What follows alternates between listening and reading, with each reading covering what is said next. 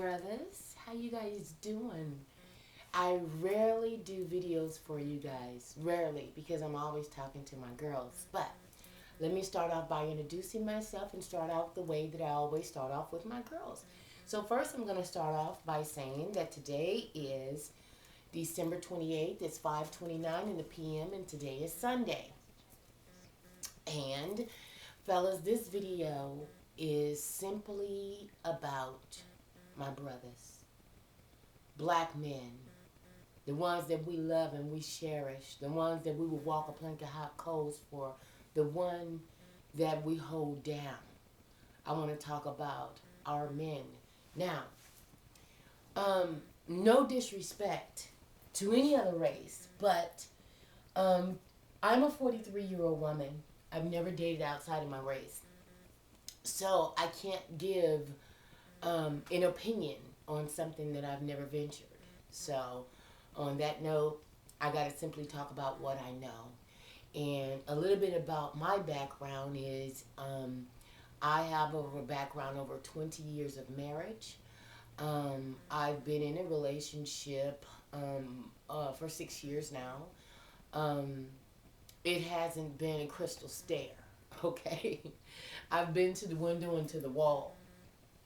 Um, and then in the midst of us, going through different trials and tribulations, then therefore I kind of, picked it up and said, you know what, enough is enough already, and I want to have fun and do me. You've been doing me. You've been doing you.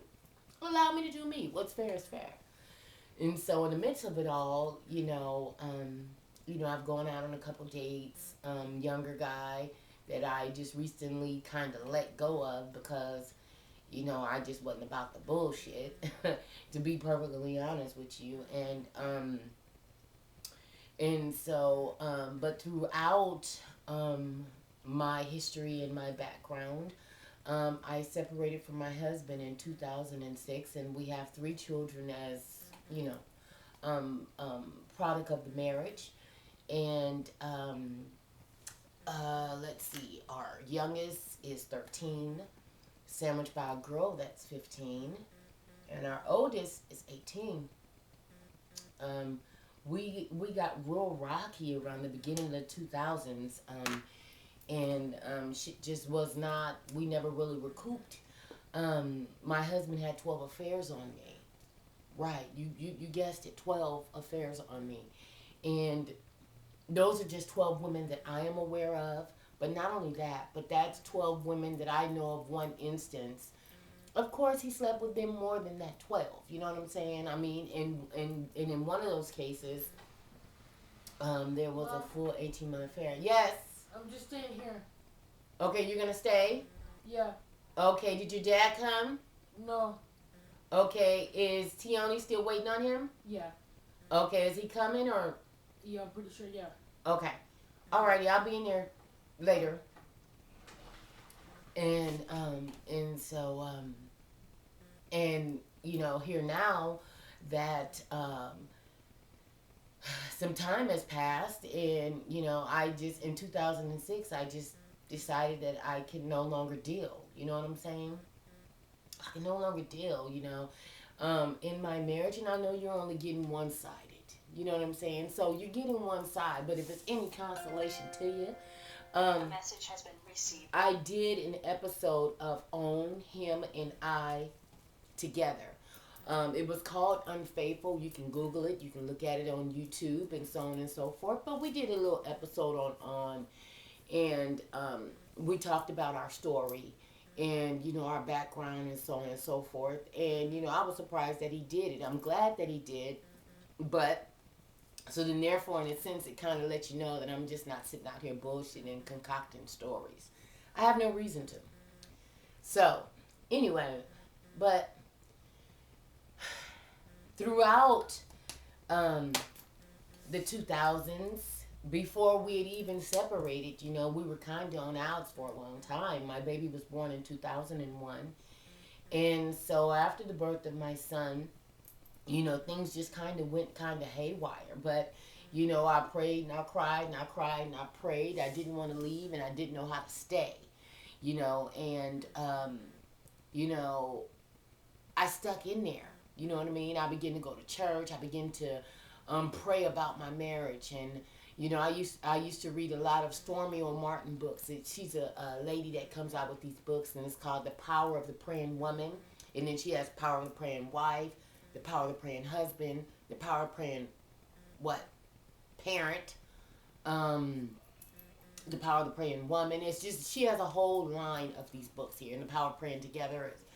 And so I begin to pray a lot. And, it was a dark place because I didn't share what I was going through in my marriage with everyone. Whatever took place in my house took place in my house, and it was our personal business. You understand what I'm saying? And so I held him down. And, I know some will say, well, damn, that's awfully stupid. You sat there for 12 years. Well, I mean, you sat there all those years and for 12 affairs. I mean, how could you do that to yourself? And, well, I was mommy wife, okay? And I went before God and I took vows in 1994 stating that, through sickness and in health and, through death do us part and richer for poorer and so on and so forth. And I was that girl, you know what I'm saying? I'm steadfast. I'm a Virgo, okay? I know how to be loyal, okay? And the more loyal I became and the more that I was just stuck in it. And I got married at 2021, and in my 20s, I didn't go to a club not one time. I was that girl that watched Oprah at 3 o'clock and began my dinner at the same time. And my husband and my children had meals before 6 every day. And I would cook cookies for his job and macaroni and cheese for potlucks and, so many different things. I was her. But in the midst of it all, my husband was just simply doing him. Not saying that he didn't love me. I believe that he did. I believe that he still does. But a woman gets to a point where she just simply gets tired. That was my married life, okay? But in my dating life, while my husband and I were going through early 2000s, I began to date. He was dating too. He was on Black People Meet. I was on Black People Meet. And, but he began to take it a little bit further. He was on bigbooty.com, jumpoff.com, whoopdewhoop.com. He was there, okay? It was even another website that was out back in the day, and it was, I can't remember the don'tdatehimgirl.com, some shit like that. No less. He was on there too.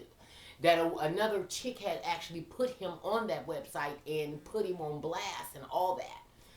So anyway, it's been something else. But during that time, before I just completely said that I was done, I began to date, and so we just began to have an open marriage. And he had one wing, and I had the other wing of the house, and we just simply started doing us. You know what I'm saying? And we would keep the Cartoon Network going for the kids, keep the house payment paid up, and you see whoever you see, and I see whoever I see. Not saying it was right, but that's the way I lived for a long time. Then one day I just decided that, I done been through the thicker and the thickest, and I can't go no further. And I just took up August the 1st, 2006, and I just left. And I never really, really looked back. Now, but one thing about us as women, we're very, very emotional. And when we go through a crisis, sometimes we will go back to that love that made us feel whole. And so I lost my mom in 2007, and that brought us back together shortly. And then I slept with my husband again. I got weak, you know what I'm saying? I mean, days before the funeral, it's like I was in my most vulnerable state. And I ended up sleeping with my husband. Excuse me. But that was the last of the last, because then after the services and everything else, I just decided that, I got a V8 and said, what? Guess what? He did not change his stripes. He simply changed where he fed. And so I knew that I had to get some act right, dust my shit off, shake it off, and take care of me and my children. And so I began to do that. I had um, was going through. You know what I'm saying? And I began to date. I began to date from athletes to musicians, and man, I had a one night stand a couple times in my lifetime. I got slipped a drink, at an industry event, a party that I went to, and I done been through a whole lot, brothers. I done been through a whole lot. I've been compromised. I've been sexually abused. I've been all kinds of things. So when I speak on stuff, I'm speaking on my own experience. So I feel like it was okay for me to nominate myself to come on here and share my story with you. But not only to share my story with you, but to also walk with a long line of my sisters that feel my pain and also understand what it is that I've gone through. And I get my share of messages, thousands. Brothers, I have over 9 million videos here on this platform. And they're primarily for women because I understand the pain, I understand the struggle, and I am also a survivor and a conqueror. So I can understand their pain and their plight. So I'm with it, okay?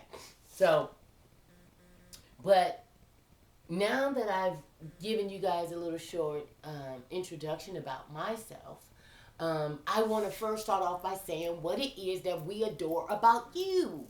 We adore your strength. We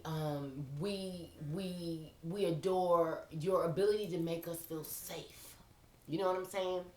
We love when you tell us no.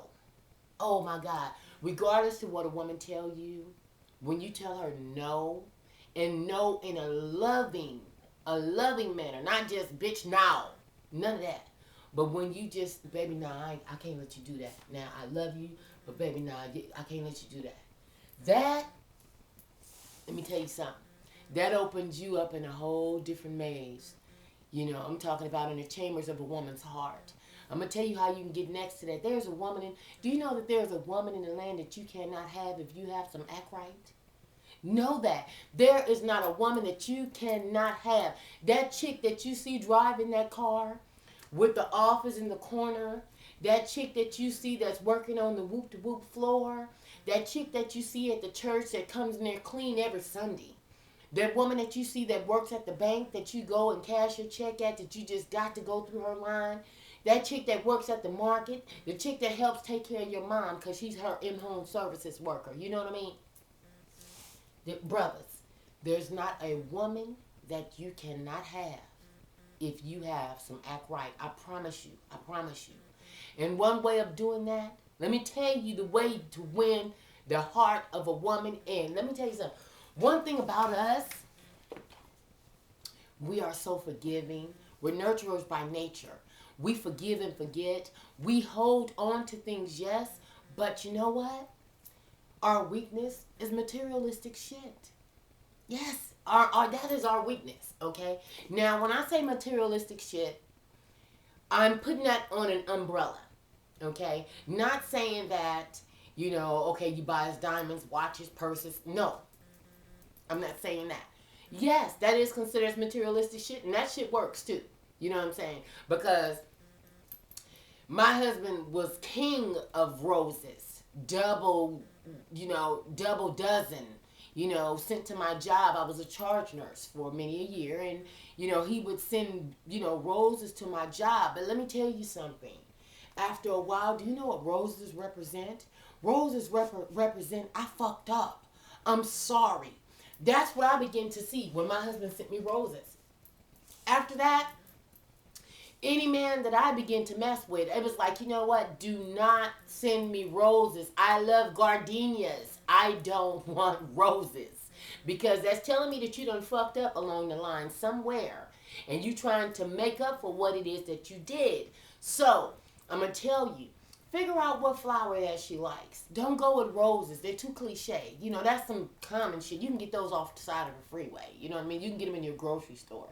You want to really wow her? Get her something that, you know what? Damn, this is just one tulip. Something beautiful. Something with some meaning. Or some roses of a different color. You know what I'm saying? You got to kind of come out of the box a little bit. There's not a woman you can't have. I promise you. Okay? But you're going to have to be consistent. Whatever it is that you've been doing from the beginning, once you got her, you're going to have to kind of stick with that. You want us to stick with it. You know what I'm saying? You don't want us to gain too much weight after we have children. You want us to keep ourselves up. You want to keep us tidy. You want us to keep a clean house. You want us to, calm down on all the smoking and whatever else that, you have that you want women to do. But you also have things to do. You do. I mean, you have shit to do, and do whatever it is you say that you're going to do. And that goes into integrity. Your word should mean something, if nothing else. Because let me tell you something. We are already aware you guys ain't got much money, okay? The 80s fucked it up for y'all. I got it. And the reason why I blame the 80s, because of PCP, Angel Dust, Riding the White Horse, motherfucking Sherm, Angel Dust, all that bullshit crack first popped off, and Rick James and Funkadelic and all that shit. Yeah, that fucked it up. It fucked it up because you guys lost y'all way. Okay? But then, because you guys were hurting, you guys wanted to make us feel bad, and then what time y'all give us strawberries? Because yes, we begin to sell what we have, which was our bodies. Excuse me, I done spit a little bit, but that's just what I do, so roll with it. Act like you didn't see it, fellas. Act like you didn't see that. But I spit all the time sometimes. It is what it is. But anyway, you guys begin to call us strawberries, okay? Now, I'm from Compton. Born and raised. You understand what I'm saying? Yes, born and raised in Compton. I'm a product of all that right there. My brother's doing 45 to life right now. Okay, so I know that game too. I know the drug game. I know about selling boulders. I know about all that old type of shit. Slanging, whatever you want to call it. Yes, okay. I'm aware of all of that. Okay, so I just look like this, but I know some things. Not saying that I ventured in all that, because no, ain't nothing about me crooked. Okay, but I'm just saying, growing up in that type of environment, you tend to know a lot, and you tend to be able to talk a lot. And not only that, but I'm a nonfiction reader, so then therefore, I like to be on top of things. I like to know what the fuck's going on. I watch the news because I need to know where the fuck I need to run in case some shit pop off. Okay, they saying a tsunami is coming through motherfucking Malibu and Pacific Palisades and shit, and Redondo Beach is underwater. Nigga, I'm that way. It's called Whiskey Pete, Vegas, the 15. That's the way that me and mine is going. So yes, I am a nonfiction reader and I watch the news, CNN, Headline News, KTLA, all of them. I'm on it, okay? But again, your word needs to mean something, okay? And when I get to talking about the 80s and stuff like that, all of that James Evans that we used to love in the 70s, Dr. Huxtable was the only ones that we had to look to. Was like, you know what, there's still some decent men out here that's still trying to raise their children, provide, protect, and prepare, still love his wife, not cheating on his wife, coming home at night. Bill Cosby was all of that to us in the 80s. Okay, he gave us that, like, damn, you know what, it's still hope. You know what I'm saying? In the midst of you guys still out there running amok, you know what I'm saying, and doing all that right there of the 80s. You guys begin to lose respect for us because, yes, women just, we can't handle drugs the way some men can handle drugs. You know what I mean? It has a lot to do with our chemical makeup. Women begin to lose their teeth far quicker than men because why? We bear children. So our calcium levels and stuff decrease, and that's the reason a lot of women have lost their teeth. So it's a lot involved in that. But, you guys are so hard on us about where we fall short at and about our weight issues, and I need you to wear heels all the time, and how come you can't look like Beyonce, and I want you to pop that pussy like this, and I want you to do that. But yet and still, brothers, you guys got a lot of shit to do. A lot of shit to do. And if you want that woman in that office at the corner on the 35th floor, all you got to do is stay in her face, be everything she's not. You know what I'm saying? We already aware that, a lot of you guys got to work a labor ready, got to work on the table jobs because you still owe back child support and arrears on some children that you got in Baltimore. We know that you got this going on over here. We know that you owe the IRS, all the acronyms, you owe them, you know what I'm saying? So a lot of times, it's overwhelming. I can get that. And it's like, why in the hell should I go down there and give me a regular job? They only want to pay a nigga $9 and some change, but by the time they get through taking all this right here, shit, nigga ain't got nothing. So then, hell, I might as well go and kick it, nigga. What I got this right here for sale. You know what I'm saying? So I got it. Brothers, I understand. But you also got to understand us too, though. Right now, what we need a help meet. You understand me? Because last I checked, we're beginning to be the breadwinners now. We're getting the earned income credit right now. Okay? Now, we just went off of Christmas time. And a lot of you guys, the very chicks that you going up in a couple of times out of the week, what you getting for Christmas? You know what I'm saying? What you getting for Christmas? That's what I'm saying on consistency and integrity. What did you get it for Christmas? Okay? Because if you went down there and got her $20 worth of bullshit, but she done laid on her back half of the goddamn 2014. She working 2 jobs. She's going through all this. She's selling earrings and motherfucking bangles on, like, she turning motherfucking Instagram and shit into eBay. You know what I'm saying? We're tired. We are tired. We need you to put something on it, fellas. We need you to put something on it, on some real shit. We don't need liabilities. We need assets. You understand me? That's what we need. We need some motherfuckers that's going to go through the thick and the trenches and all that shit like we do for our kids. Have the same tenacity.